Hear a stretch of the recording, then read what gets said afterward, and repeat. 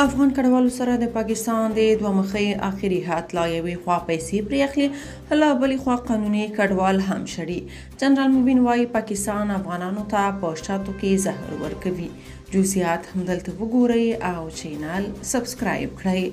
په داسې حال کې چې پاکستاني چارواکي د نړیوالو دوکه کولو لپاره ادعا کوي چې قانوني افغان کډوال نه باسي او یوازې غیر قانوني کډوال وباسي، خو حقیقت کې بیا ټول یو سره وباسي، حتی د هغوی په سر چې له امریکا میلیونونه ډالر هم اخیستي هغوی هم وباسي.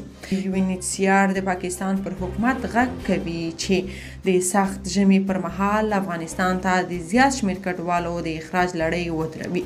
په افغانستان کې سړه هوا وژونکې ده او ممکن د خلکو ژوند واخلي.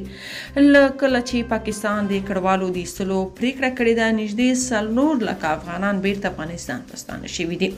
ډېر دغه کسان په ویره بیړه او ګڼه ګوڼه کې ستانه شوي دي. پاکستان د نومبر له لومړۍ نیټې د څه باندې 11 لکه هغو افغانانو د اخراج لړۍ پیل کړي چې د دوی په خبره هیڅ ډول اسناد نه لري، خو راستنه شوي کډوال وایي چې دوی هلته د اوسېدو قانوني او د مهاجرت کارتونه درلودل، خو بیا هم وشړل شول.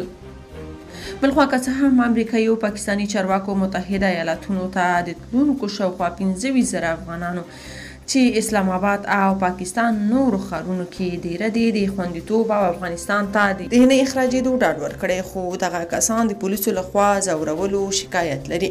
په اسلام آباد کې د افغان خبریالانو د فدراسیون ویان حشمت الله وجداني وایي چې پاکستاني پولیس د دوی ملګري چې امریکا ته د تګ کیسونه لري ځوروي او توقیفوي. وجدان تېره شپه له ازادۍ راډیو سره په خبرو کې وویل کله چې د پاکستان حکومت د افغان کډوالو د ایستلو پریکړه وکړه، دوی ته په اسلام آباد کې د امریکا سفارت ځانګړې پاڼې ورکړې، خو وايي پولیس دغه پاڼو ته پام نه کوي. جنرال موبین غبرګون لیکلي چې د پاکستان په یوې ژمنې هم باور نه دی په کار، ځکه چې دوی تل افغانانو ته په شاتو کې زهر ورکړي دي. که تاسو په دې اړه څه نظر لرئ په کومنټ کې شریک او چینل سبسکرایب کړئ.